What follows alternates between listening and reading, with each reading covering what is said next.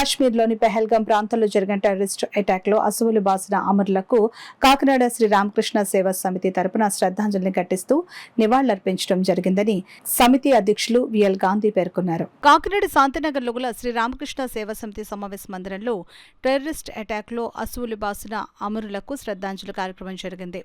సంస్థ అధ్యక్షులు విఎల్ గాంధీ అధ్యక్షతన జరిగిన కార్యక్రమంలో సంస్థ కార్యదర్శి సతీష్, ఉపాధ్యక్షుడు వక్కలంక రామకృష్ణ, సహాయ కార్యదర్శి V Ramakrishna, Kopparthi Subrahmanyeswararao, retired scientist Hanumantharao, merchant navy అధికారి కర్రి రాజు, ఆర్మీ ఆఫీసర్ శ్రీ నగేష్, సభ్యులు, ఉపాధ్యాయులు, విద్యార్థులు పాల్గొని మౌనం పాటించి అమరులకు నివాళులర్పించారు.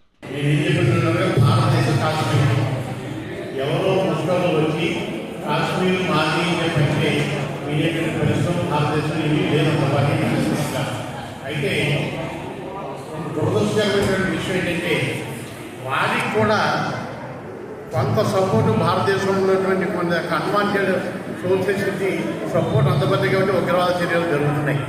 సో ఉగ్రవాద చర్యలు ఆగాలి ఏమన్నది ఇక్కడ ఉన్న వాళ్ళ ప్రతి ఒక్కరు కూడా భారతీయులందరూ కూడా ఈ భూమి మనది, ఈ భారతదేశం మనది అనేటువంటి పరిపూర్ణమైన విశ్వాసంతో ఎవరైతే జాతి వ్యతిరేకంగా పని చేస్తున్నారో వాళ్ళకి కోఆపరేట్ చేయకుండా ఉన్నట్టయితే దేశం చాలా బాగుపడుతుంది.